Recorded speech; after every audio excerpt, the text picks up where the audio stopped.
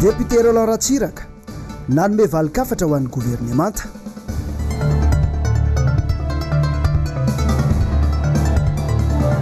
Fananganana Colisée ao anaty rova tokony atsahatra hoy ny solombavambahoaka dimy.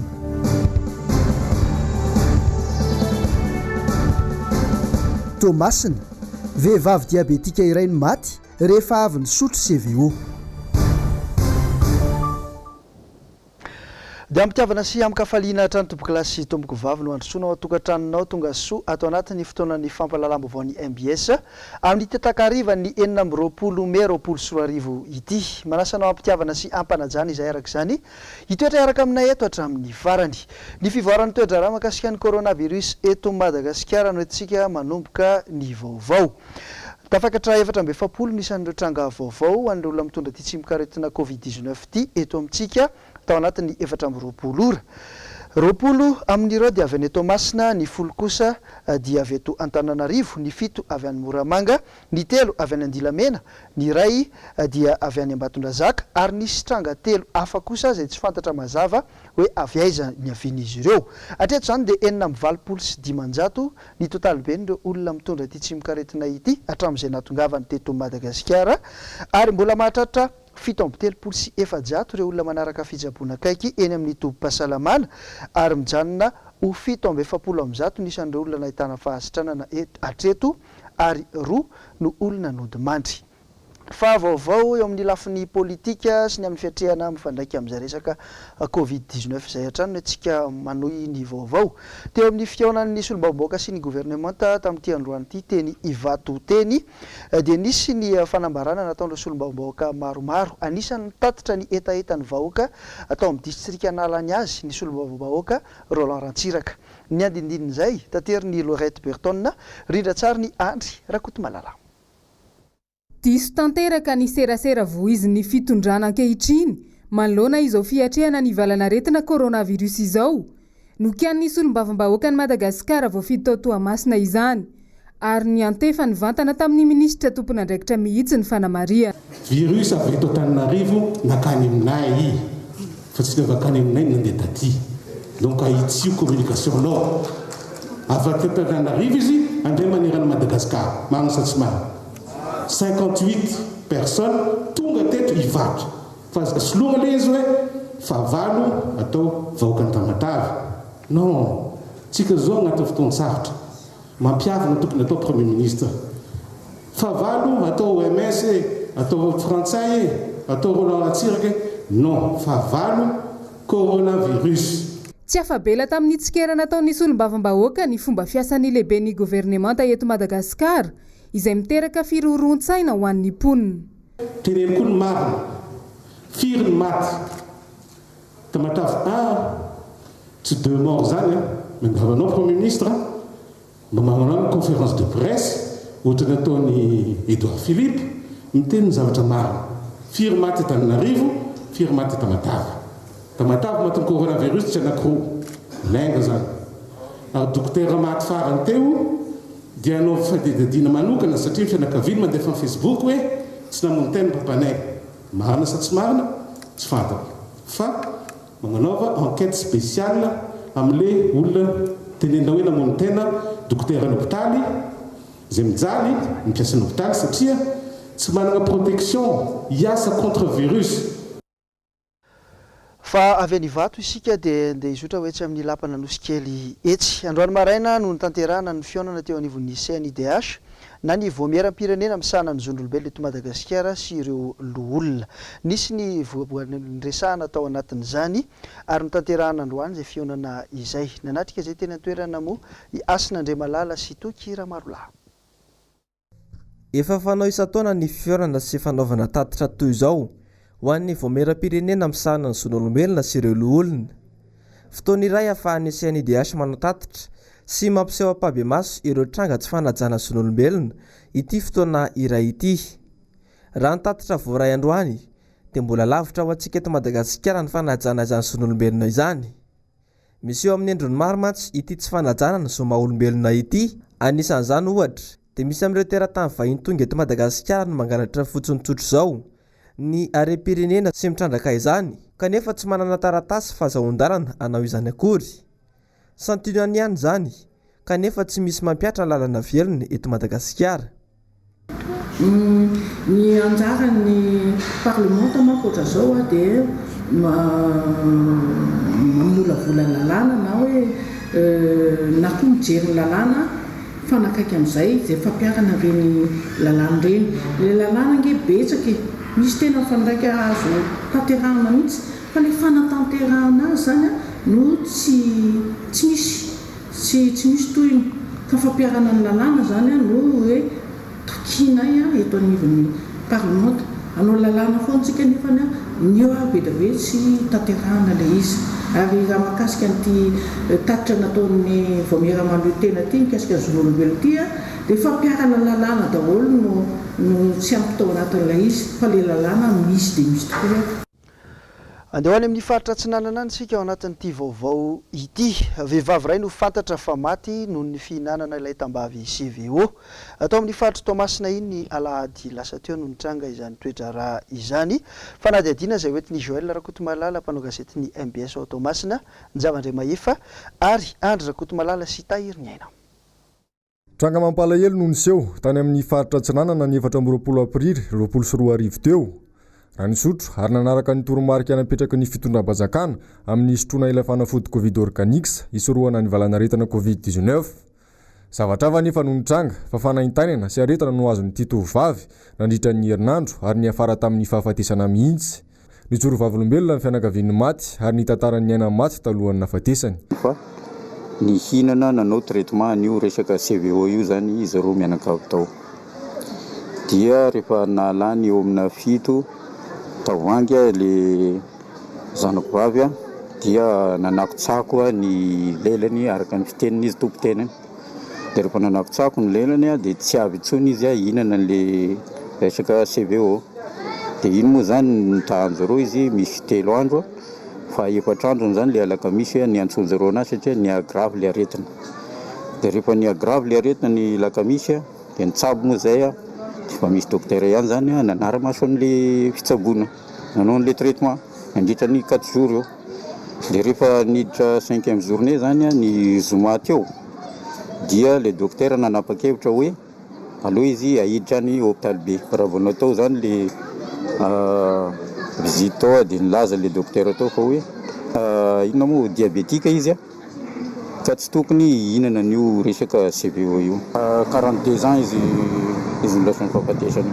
Za zany raha ny hevitriko manokana amin'io resaka CVO io dia tsy tokony hihinana foana amin'io resaka CVO io. Nahitana fianakavianay faisana le izy porofony tendiny moa zany le publicité na le fanahiny misy ny miahiahy dia afaka aterinay hoentinay hoe io no nandivenana azy satria ao amin'ny cimetière no nandivenana le razana. Zavatra tsy tokony ho alevina ary ny eto fa tokony ho alefa any atsimo fa dia malahelo ihany zay fianakaviana na tonga anazy tsy tonga any atsimo noho nyty zavatra ataon'ny fanjakana ty. Mbola hijanona ny amin'ny faritra Atsinanana trantsika fa eo amin'ny tontolon'ny resaka tsy fandriam-pahalemana kosa indray. Ny faran'ny herinandro teo dia dahalo iray no tratehaky ny mpitandro ny filaminana tao tamin'ny tanàna ny Toamasina tao. Nanangona ny vaovao mikasika an'izay moa Joël Rakotomalala MBS Toamasina, Njavandre Mahefa sy Tahiry Niaina. Mihamanjaka amin'izao ny tsy fandriam-pahalemana any amin'ny faritra Toamasina. Ny zoma lasa teo dia fanafihana amin'ny tambasin-drony seso no nitranga tao amin'ny fokotany Tanambao 5. Raha tamin'ny Nora Maraina ny iray ary tamin'ny 12 atoandro ny fanafihana iray. Raha vao nandre izany moa mpitandro filaminana dia niditra an-tsehatra avy hatrany ka ny iray tamin'ireo olon-dratso no voasambotra. Atoandro ihany koa tamin'ny zoma ihany tokony tamin'ny 12 ihany koa dia nisy fanafihan-jola hafa koa niseho teo Tanambao 5. Ity faharoa ity zany dia mirava avy miasa ilay tompotrano no tonga eo amin'ny vavahady nefa misy olona miandry tovolahy roa miandry azy ary manambana azy amin'ny basy aka ny volany aminy. Rehefa izay dia natahotra moa zany ilay voatafika ary name avy hatrany eo anaty moto iny vola alay voralainareo. Tsy naka ny vola io fotsiny zareo fa hoe ny moto mihitsy ny ilainay koa miaraka amin'ny vola io. Dia lasany zareo zany ilay moto miaraka amin'ny vola eo amin'ny 5 millions d'ariary eo. raha ny fantatra dia efa voiroroy tamina fanafiana hafa ireto jolahy ireto ary tokony mbola nefa ny saziny any amponja izao trahateka ny mpitandro filaminana izao indray. Ny tsara marina dia ity tovolahy ity dia efa mpamelomelony keliko satria anisan'ny nandray anjara izy manatadiditsika nisy fanafian-jolahy tamin'ny 2014 ka nahafaty ny comptable ny commune urbaine teto Toamasina misy vola 300 millions very tamin'izay fotoana izay dia anisany nandray anjara tamin'izany ity namany ity ary efa tratra izy ka mamita ny saziny any amin'ny fonja. Izy amin'izao fotoana zany dia manao asa ivelan'ny fonja eo amin'ny tribonaly dia manao asa hafa koa aty ivelan'ny fonja manao zao fatantarana azy ambodimbo zao. Fa momba ny resaka colisée izay naresaka be tao anatin'ny herinandro mahery zay ny amin'ny resaka fanarenana ny ao anaty rova amin'izao fotoana izao dia nanatona mpahay tantara iray ny mpanao gazetiny MBS makasika ity asa fanarenana ity.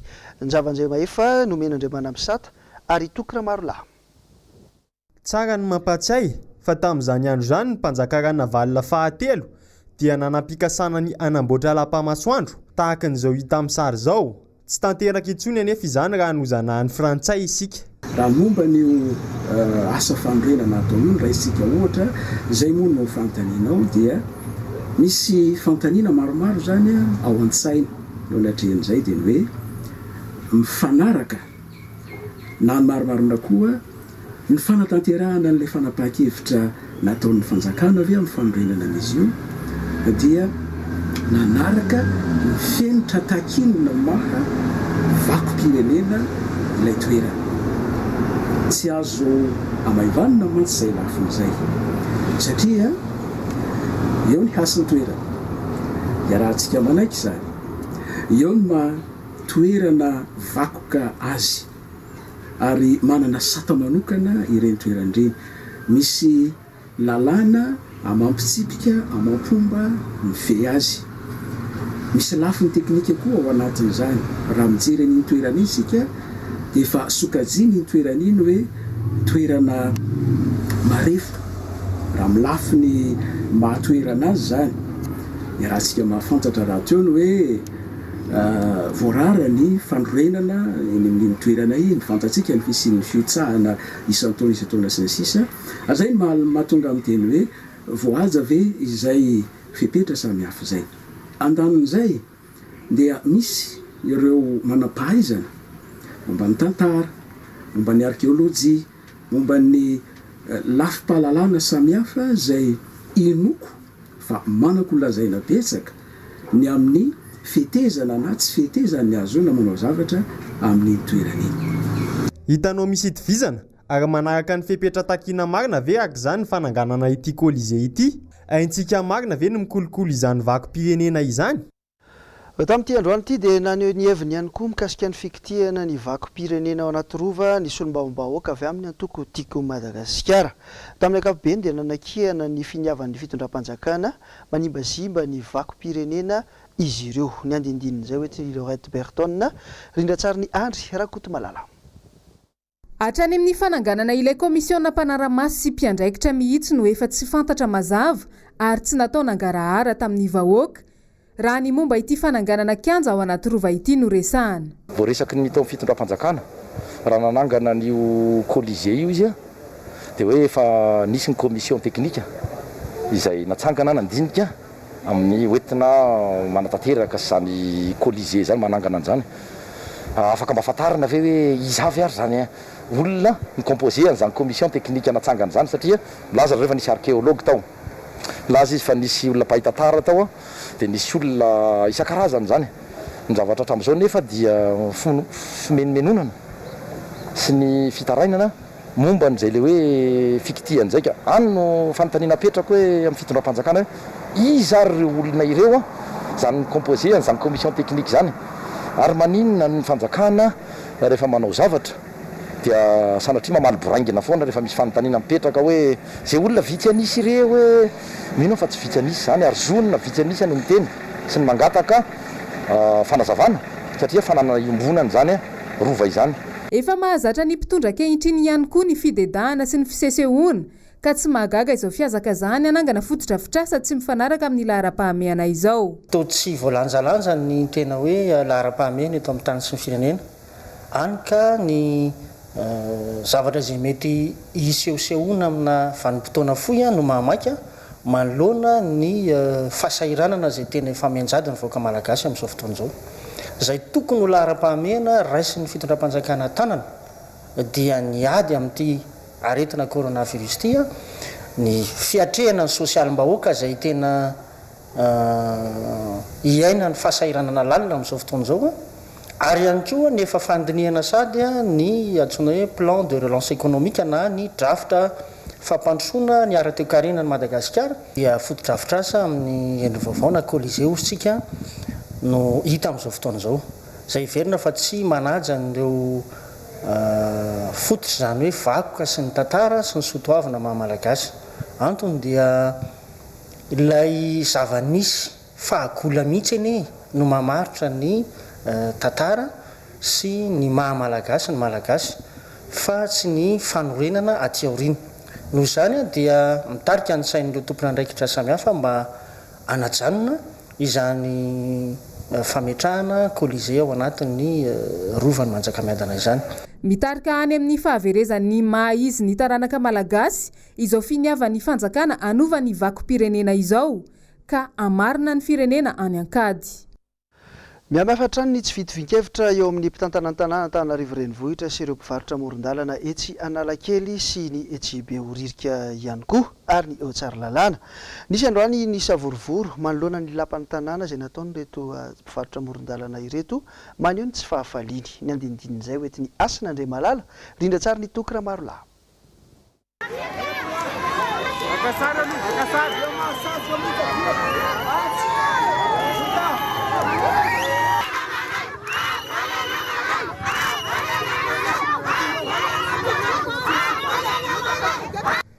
Tsy vao izao ny tranga ny disadisa teo amin'ny komina Antananarivo renivohitra sy ny mpivarotra amoron-dalana.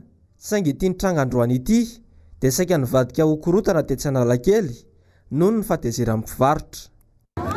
Firenena miteo fafafiny amin'ray mpivarotra izay nefa vao maraina dia korotan'ny polisy manao teny miaraka amin'ny fikasihan-tanana fangalarana entana zao pirofo izao marato izao ary tsy zarery vono fa efatra no vono teo vehivavy bevoka ny anankiray kasihan-tanana io zary anankiray io velesiny tamin'ny bato ary eo anatiny koa zao mbola misy olona ao raha mangataka hoe anaova hivarotra amin'ray fa izay ny tenen'ny filoham-pirenena satria izay mitrombo vao homana azonao zany ny anina androany dia davina androany ny ankizy kely any an-trano tsy mahalala hoe tsy misy raha ny tenena zay aloha zay hitady inona ny atao teny ho sady teny raha tsy hopareny no mazana tsy rary ny angamba zany to malaina sady mivatoko lasany sady voatarotaro mivatoko tsy manao akanjo izy sady mivaritana taritaroandro amin'ny bato tapindohany sady magnana ny tariany no magnana daholo vatanitra rehetra any anaovany zareo anazy malaina mihitsy zay miara-mamanay zay nefa zay ny taritaro sady amparafaratra matimazida zay no ny teneko fa tsy malaika raha toviratro vereto mivatoko zany tsy miveto zany zany tanorana ery zany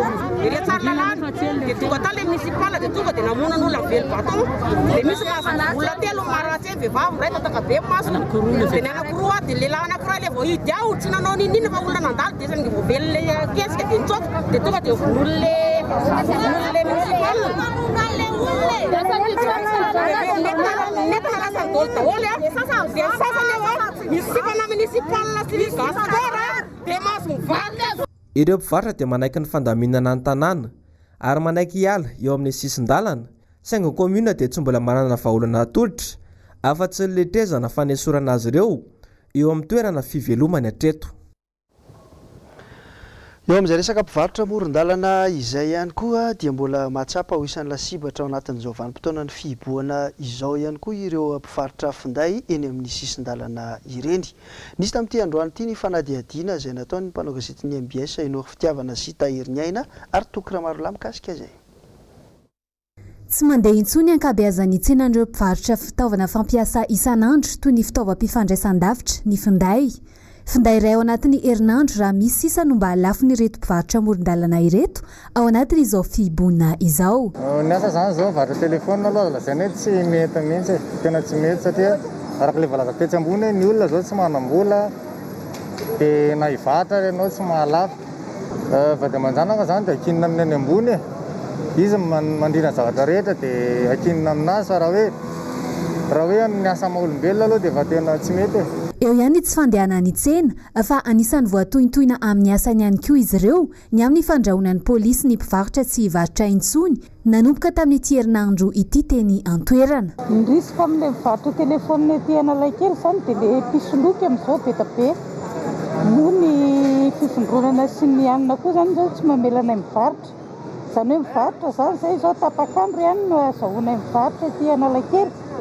Nefa ny zava-misy ny ara-pahamehana ara-pahasalamana zany dia tsy maintsy mivoaka mitady izay satria tsisy fivelomana azonay atao zany presque ireo rehetrarehetra ireo zany dia tsy manana fivelomana fa tsy fivelomana ety amoron-dalana.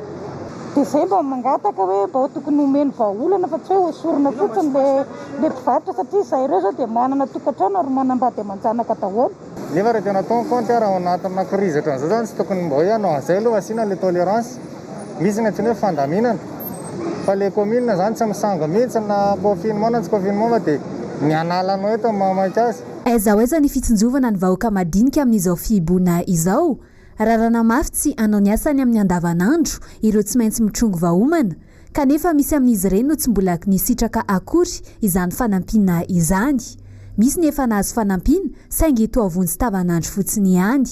Fanampina tsy tapaka no tadiavin'ny vahoaka raha toa ka tsy avelanao ny asany andavanandro intsony izy ireo amin'izao fisiany coronavirus izao.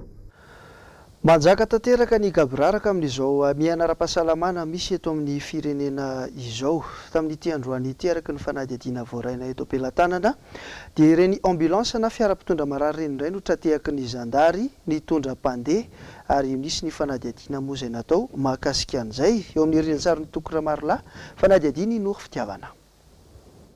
Fiara mpitondra marary na ambulance no tratehaky ny zandary nitondra olona ntsokosoko avy eto Antananarivo raha azo ny faritra Vakinankaratra. Araka ny loharanom-baovao azo androany, olona salama ireo no entin'ity fiara ity izay nampandoavana sarandalana avokoa.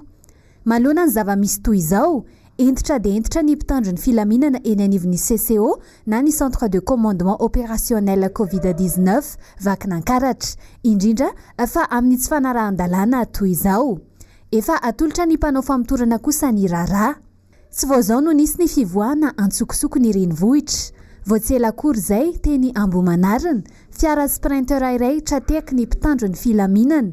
Vaoaingana koa olona 520 avy any Toamasina tratra nivezivezy antsokosoko tratry ny Covid-19 noho izay fivezivezena izay teto andrenivohitra. Ankoatra izay, fiara sprinter iray hafa koa no tratehaky ny zandary tao Ambatolampy. Toy izao hita amin'ny sary izao, afenina ao anaty entana ireo mpandeha. Entitra ry ny fitondranany amin'ny fepetra hiadinina amin'ny valanaretina coronavirus, indrindra amin'ny resaka fifamoivoizana. Mbola misy ihany anefa ny fiara mandeha antsokosoko. Ny coronavirus anefa tsy mitsamianaka eny anivon'ny fiarahamonina. Raha ny androany, ny ampy 440 ny tranga vaovao, tafakatra 420 ny olona vo eto amintsika. Lasa ena ny forme grave. Mitodika any amin'ny fitondranana ny sain'ny mpanara-baovao. Mampametra-panontaniana raha ny vaovao izay milaza fa mbola tsy fantatra mazava ny olona namporisika ireo mpiasan'ny fahasalamana hitondra olona ntsokosoko toy izao. Toa pirofo ve fa misy ny kolikoly sy ny tsy fangarahana eo amin'ity sehatra ity. Maro amin'ny vahoaka malagasy no mbola tsy mahafantatra ny tantara mikasika ireo îles éparses na ireo nosy kely manodidina ny Madagasikara izay anaovana fitakiana ombieny. Noho izany dia nanantona mpahay-tantara ny mpanao gazety ny MBS tamin'ity androany ity. Nomen'Andriamana Misata sy Tokora Marola.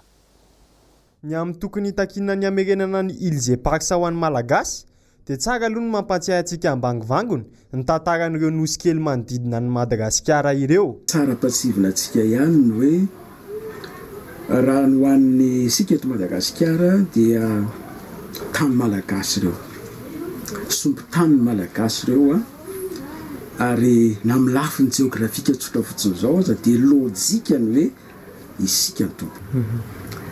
Tianiko ny vanim-potoana aty amin'ny fotoana izay nalasa zanatany any Madagasikara dia aty amin'ny taona 9 amby 9 sy 20 zany rehefa namoaka n'ilay lalàna mahazana tany any Madagasikara ny fanjakana frantsay tamin'ny 9 aogositra 1970 dia nametraka mazava tsara tao anatiny zany lalàna zany hoe ny nosy Madagasikara sy ireo tany momba azy Madagasikara indépendance tafiditra ao anatin'izany zany ireo le nosy kely be dia be ary rehefa nanao ny fifampirarahana ny amin'ny famerenana ny fahefana tamin'ny malagasy hitondra ny tany sy ny fanjakana ndraiky kosa tamin'izany fotoana zany rehefa natao ny fifampirarahana naverina tamin'ny Madagasikara ny fahaleovantena irahantsika mahafantatra zany dia tsy nasindresaka ireo nosy manodidina ireo fa dia napetraka fotsiny hoe fahaleovantena ny Madagasikara no averina. Naneho ny heviny araka izany ity mpahay-tantara ity ny amin'ny tokony karakarana sy kolokoloana tsara ny arena na ny lovam-pirenena antsika eto an-toerana aloha mba hahaizantsika mitaky ny any ivelany indray. Everiko amin'izao amin'ny fomba fijeriko fa tsy misy heviny mihitsy na maha-firenena mahaleo teny sy manana ny fiandrianana ny Madagasikara rehefa tsy manana mpitondra fanjakana afaka mpanjary amin'izay fahaleovantena sy fiandrianam-pirenena zay izy. Ny dikan'izany dia zao ny endrika firenena mahaleo tena atsika sy ny mahamanana ny fiandrianana atsika dia ny fisin'ny fahefam-panjakana afaka mametraka izay ampisehon'izay hasin'ny fanjakana sy ny fiandrianan'izay eo amin'ny fifandraisana amin'ny any ivelany sy eo amin'ny fitantanana ny raharaha anatiny. Izay hasin'ny fanjakan'izay zavatra ngezabe zay eo amin'ny fitondram-bahoaka. Amaranantsika izao vaovao zao dia ny maresaka any ivelany raha toa ka efa mivoaka tsikelikely ao anatin'ny fihibohana sy ny amiana ara-pahasalamana ireo firenendehibe amin'izao fotoana izao dia anisany mbola tena lasibara sy mitondra faisana vokatra ny Covid-19 kosa ny any Chili any. Nisy ny ango-baovao nataony Zavandremahifa sy Tahirny Aina. Dans la banlieue de Santiago, ce service d'urgence est en surchauffe. Ny 3 Martsa 2020 no nahitana trangana coronavirus voalohany tao Chili. Tsy nitsahany akatra nefa anisan'ireo mitondra ny tsibokaretana coronavirus tao an-toerana nandritra izay fotoana izay. Omaly 520 Mey fotsiny dia tafakatra 577 ny tranga vaovao tao Chili. Tafiditra tao anatin'izany ny minisitra roa tao an-toerana izay efa nampidirina hopitaly avy hatrany. Mikatona tanteraka ihany koa ny androm-panjakana iray ao an-toerana amin'izao satria olona telo ihany koa no vao marina fa mitondra ny tsibokaretana coronavirus ny faran'ny herinandro teo. Na dia efa miteraka krizy ara-tsosialy sy ara-ekônomika ao Silia zany fisian'ny valanaretana coronavirus dia mbola tsy afa-miala ao anatin'ny fihibohana tanteraka izy ireo amin'izao indrindra ao Santiago renivohitra Chili satria sy 900 marary dia ponina avy ao amin'ity renivohitra ity avokoa raha efa tsy maharaka intsony ny fandraisan'ireo marary any amin'ny hopitaly. Raha nantotanisa navoaka ny tompona ndraiky pahasalamana iray tao Chili omaly izao dia 370 no matin'ny coronavirus tao anatin'ny 420 ora ary mitotaly 777 sy 307 alina ireo mitondra ny tsibokaretana coronavirus raha 277 no maty nandritra izay fotoana izay. Dia zay maresaka manodidina ny coronavirus zay ihany koa tompoko lasy tompoko vavy no nentinay nanakatona tanteraka ny fampahalalam-baovao tamin'ity alina ity. Ankasitrana feno ianao manjoy ny MBS Andro Amanalina mankasitraka ny teknisianina sy ny mpanao gazety ihany koa mifanometanana amin'ny fanatontosana ny vaovao. Araky ny mahazatra moa aorian'ny fampahalalam-baovao dia manome fahafampoana ao hatrany ny MBS amin'ireo sarimihetsika maro isan-karazany. Filma mampitaintaina indray no entina aminao aorianan'izao fotoana izao. Naitikola ny lohateniny izay filma mampitantaina araka nambara teo izay lalaovin'ny René Rousseau sy Jack Gyllenhaal. Izay ihany koa no mametraka ny mandra-pitafa. Veloma tovoka.